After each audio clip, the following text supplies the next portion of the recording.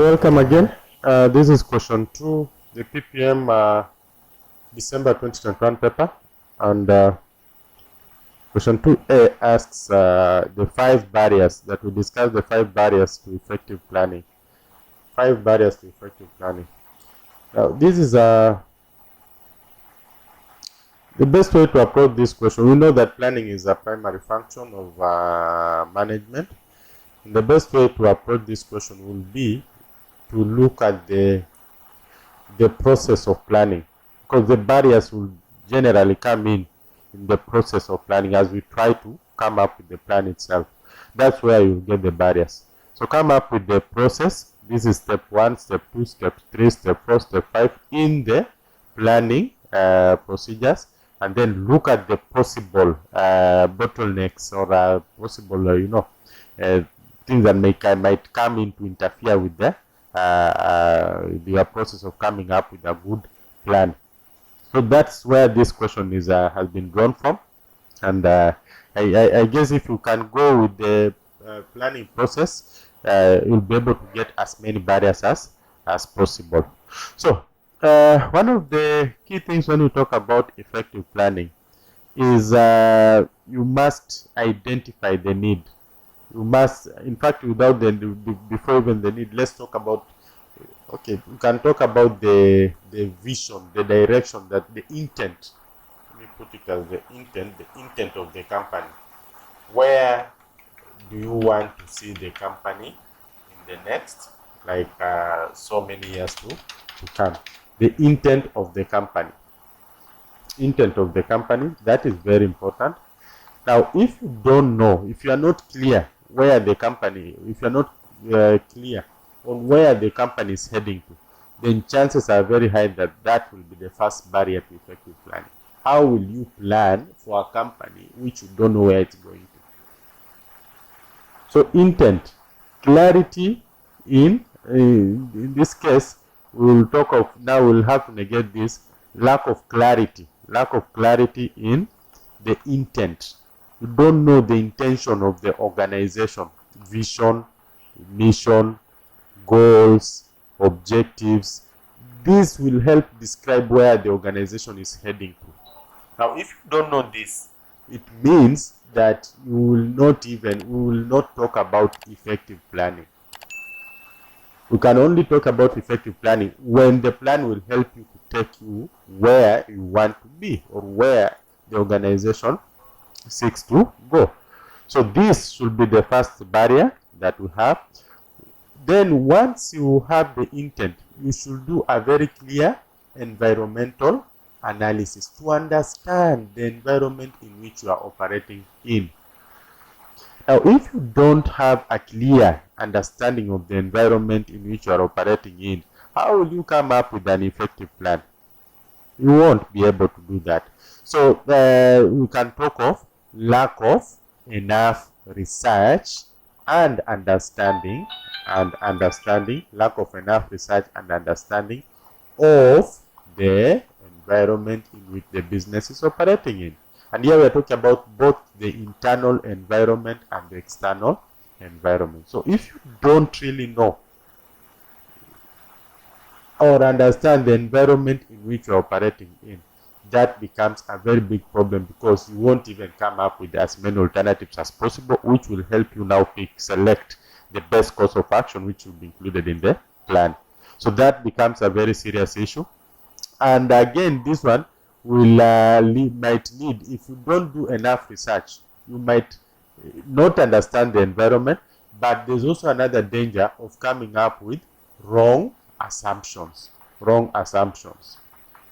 And you know, most of our plans are built on assumptions. We assume there are so many things we hold constant when we come up with a plan. For example, we hold constant that the political environment will be stable. We say the interest rates will be stable. My employees will not, that high turnover will not be there. There are some things that we maintain stable. We just put them stable for a plan for us to come up with a plan. Now, if you don't do a very careful and analysis of the environment, chances are very high that you are going to end up with wrong assumptions. And wrong assumptions means that those the plan that you are going to come up with will not have a very strong background.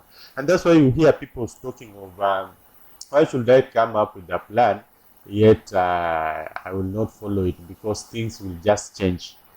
Things will change because you did not do a very careful analysis. But if you do a very careful environmental analysis, you are likely to get the assumptions right. So one of the barriers to effective planning is coming up with wrong assumptions, and which is a problem that we get when we don't do a very careful and detailed environmental analysis. So wrong assumptions is one of the problems.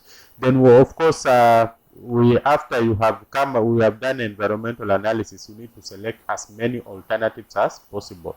So we can also talk of a few alternatives, and this is a problem that also comes from poor research, so that you have few alternatives to select from.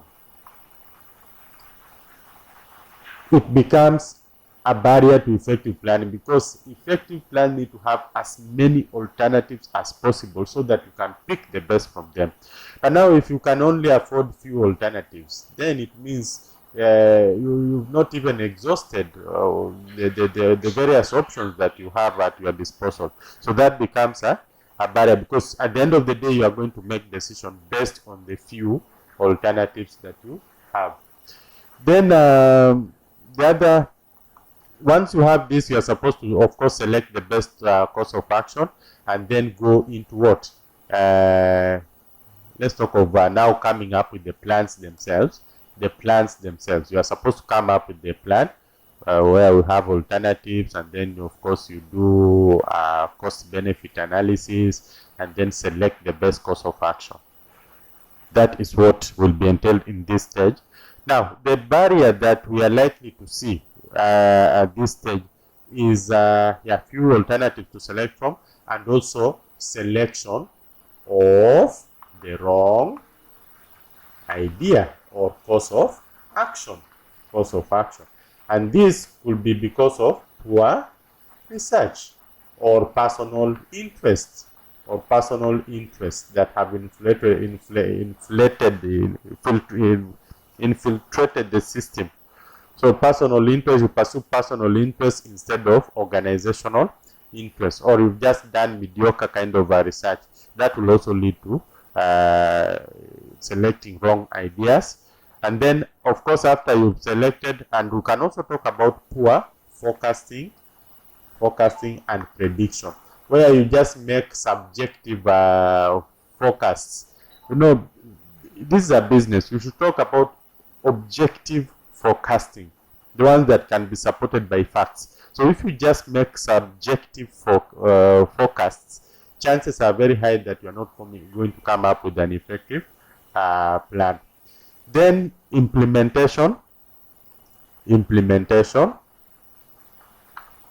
Now on implementation, we need to come up with a very good implementation matrix. So lack of an implementation matrix, this one becomes a problem. Lack of an implementation matrix.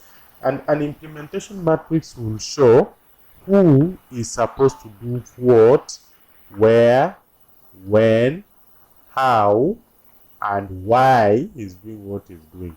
If we can answer all these questions, then chances are very high that we'll come up with an effective planning. But in case we fail to answer those questions, then that would be a barrier to effective planning, because any good plan must have all these questions answered. Who is supposed to do what, where, when, how, and why? The output, the deliverables, the input, the outcome of everything that we are doing, the indicators that we are on the right track. All these things need to be captured for us to talk about an effective plan. But should we miss any of this, then we'll be talking about an ineffective plan. Then, of course, we have monitoring and evaluation, and this is the ability to compare the actual results versus the standard results. This is very important also. Should we fail to monitor and effect the corrective measures, then we are talking about an ineffective plan. An effective plan requires that we follow it closely with the actual results, see the deviations that might arise, and take corrective measures almost immediately so that we can stick to the course. But if we don't do that, then we are talking about an ineffective plan which doesn't serve any purpose. So we'll talk about the inability or the lack of monitoring, close monitoring for what? Lack of close monitoring for corrective measures. That becomes a barrier to effective planning. So effective planning starts all the way from identification of the problem, that understanding what you want, all the way to corrective measures and feedback to the entire process. So the points are here: lack of clarity, lack of enough research, wrong assumptions, few alternatives. These are the answers to the questions.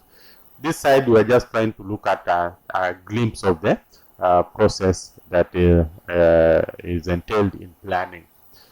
Thank you. I can see we are, no, this is part A of the question. Let's do part B of the question. Sorry for that. Analyze 5 strategies that managers might use to deal with barriers in A above. So this is quite straightforward. Just go, we've already identified the barriers. So the first strategy is to understand and embrace the intent of the organization. That is vision, mission, goals. You should always be guided by that. Then the second one, do a very thorough environmental analysis. It will guide you on the where you are and what you need possibly to move to the next level. The third step is planning.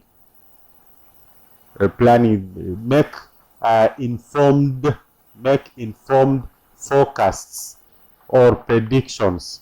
Don't just come up with subjective things. You just think and then no, it's not a wish list. A plan is not a wish list. A plan calls for making objective predictions, objective forecasts that can be supported by facts. So it's not just a wish list where you sit somewhere and then no. Then come up with an implementation matrix. An implementation matrix that should answer all these questions that we've just talked about here, and then follow it up with monitoring and evaluation, so that in case you have any deviations, we can easily catch up with them very fast. Those are the strategies to answer those to tackle those barriers that we have just discussed. Actually, we had answered them before, but these are not. I told you these are the answers, the ones that are ticked for part A of the question, and you can now see these ones coming straight to our part B part of this question. Thank you. Let's meet in the next question.